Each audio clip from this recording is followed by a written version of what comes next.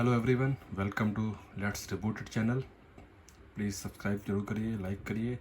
तो हम आगे बढ़ते हैं। कंप्यूटर क्या है कि दूसरी जो हमारी क्लास है या फिर जो हमारा दूसरा वीडियो है उसके बारे में आपको बताऊंगा।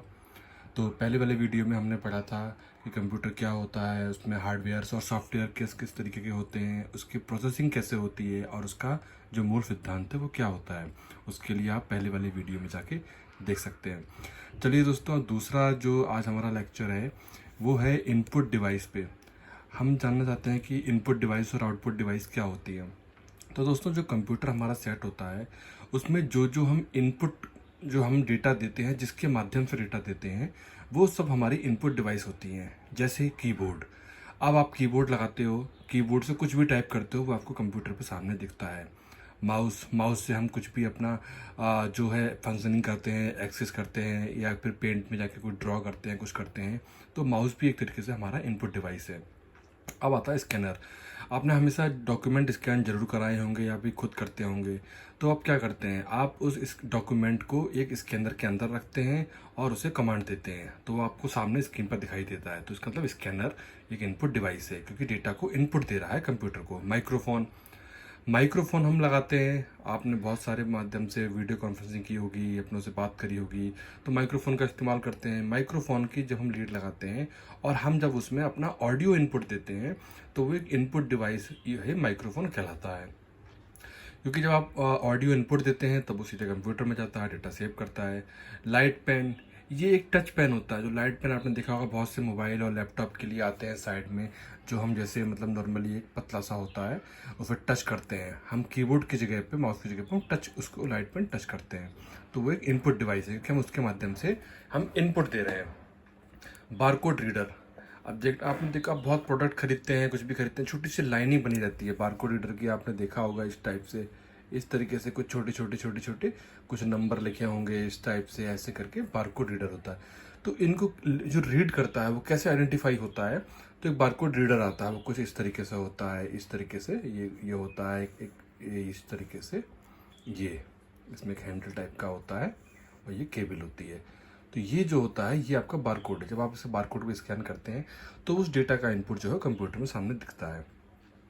पेन ड्राइव, सीडी ड्राइव, ये भी इनपुट डिवाइस है। हम एक्सटर्नल डेटा लेते हैं और पीडी और सीडी के माध्यम से कंप्यूटर में करते हैं। ये इस तरीके से स्टोरेज भी डिवाइस है, क्योंकि इसमें डेटा स्टोर रहता है। जब इनपुट देना पड़ता है या फिर हमें कोई अपनी फाइल है, कुछ डॉक्यूमेंट वगैरह कुछ ओपन करने हैं, तो वो हम इसके माध्यम से इनपुट डिवाइस देते हैं।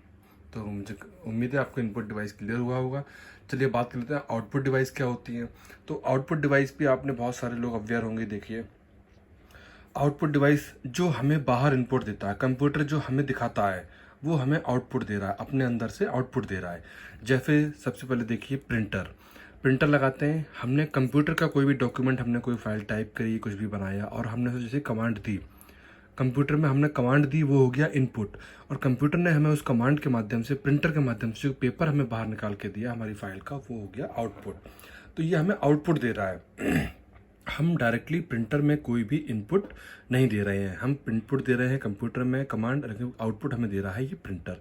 तो प्रिंटर जो है ये आपका आउटपुट डिवाइस हो गया। स्पीकर। स्पीकर हम लगाते हैं। स्पीकर जो होता है, आपको कोई गाना सुनना है, मूवी देखते हैं, वीडियो देखते हैं, कुछ भी देखते हैं, तो उसमें स्पीकर हम साथ में लगाते हैं। अब आप देखिए, जब आप कोई भी वीडियो या सॉन्ग चलाते हैं या कुछ भी चलाते हैं, तो या फिर आप कोई वीसी करते हैं या हैंग आउट करते हैं, गूगल हैंग आउट वगैरह, तो स्पीकर के माध्यम से आपको आवाज़ आती है। तो एक ऑडियो जो है वो बाहर आता है, वो ऑडियो जो है वो आउटपुट डिवाइस के थ्रू बाहर आता है। तो हम स्पीकर में तो इनपुट नहीं दे रहे हैं, हम तो इनपुट दे रहे हैं माइक्रोफोन के अंदर। लेकिन वहाँ पे क्या होता है, जब उधर से कोई बोलता है कुछ है, तो वो इनपुट जो बदल के ऑडियो आउटपुट में स्पीकर के माध्यम से आता है। स्पीकर भी हो गया आपका आउटपुट डिवाइस। सबसे सिंपल मॉनिटर। आप टाइप कर रहे हैं कीबोर्ड माउस से, मॉनिटर हमें स्क्रीन दिखा रहा है, तो मॉनिटर हमें वो सब कुछ विजुअल जो है वो शो कर रहा है सामने, जो मतलब हमें चाहिए। जैसे हमने कुछ भी टाइप किया, मॉनिटर अगर नहीं होगा तो हम कुछ भी टाइप करेंगे तो वो कहाँ जाएगा, वो डेटा सेव तो हो रहा है लेकिन हमें दिखेगा कैसे, दिखेगा मॉनिटर के थ्रू। तो मॉनिटर आउटपुट डिवाइस। ऐसे ही बहुत सी आउटपुट डिवाइस, वेब कैम वगैरह जो होते हैं ना, ये सब आपके आउटपुट डिवाइस में आते हैं।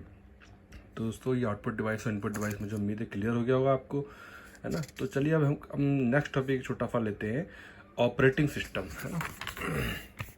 ये देखिए ऑपरेटिंग सिस्टम, आप लोगों ने ओएस बहुत सुना होगा कि ये विंडोज़ ओएस है, कि ये मैक है, कि आईओएस है। तो ऑपरेटिंग सिस्टम एक्चुअल में होता क्या है? तो देखिए ऑपरेटिंग सिस्टम जो होता है वो एक कंप्यूटर प्रोग्राम है, एक ऐसा कंप्यूटर प्रोग्राम जो अन्य कंप्यूटर प्रोग्राम को संचालित करता है। मतलब ये तो खुद भी अपने आप में एक प्रोग्राम है, लेकिन जो कंप्यूटर में जो प्रोग्राम होते हैं, जो एप्लीकेशन होते हैं, उनको संचालित करने का काम इस ऑपरेटिंग सिस्टम के माध्यम से होता है। एक तरीके से संपूर्ण कंप्यूटर को नियंत्रित करता है।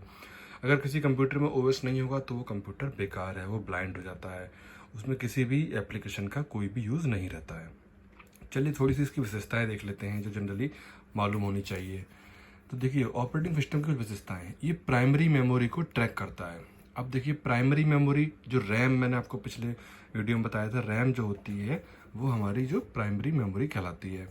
तो उसको ये ट्रैक करता है कि वो मेमोरी कहाँ यूज़ हो रही है, कहाँ नहीं हो रही है। तो ये सब चीज़ें आपको विजिबल नहीं होती हैं, ये ऑपरेटिंग सिस्टम बैक एंड से अपने आप खुद ही ये काम करता है।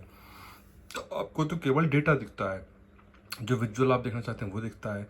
प्रोसेसर का ध्यान रखता है, प्रोसेसर, बिना प्रोसेसर के ऑपरेटिंग सिस्टम बेकार होता है, तो प्रोसेसर को ये मैनेज करता है। कंप्यूटर में जुड़ी जितनी भी डिवाइसें हैं, जैसे सपोज करो मैंने पिछले अभी बताया था आपको कि मॉनिटर है या फिर प्रिंटर है, वेबकैम है वगैरह कुछ भी है, तो उनको मैनेज करता है ये। हार्डवेयर और सॉफ्टवेयर को मैनेज करता है। हार्डवेयर तो आपको बता ही दिया, जो उसका सीपीयू है, मॉनिटर, कीबोर्ड, माउस, इन सबको जब आप कनेक्ट करते हैं तो ये ऑपरेटिंग सिस्टम ही होता है जो इनको मैनेज करता है, जिनके थ्रू आप चला पाते हो। यूज़र और कंप्यूटर प्रोग्राम के बीच ये समन्वय बनाता है।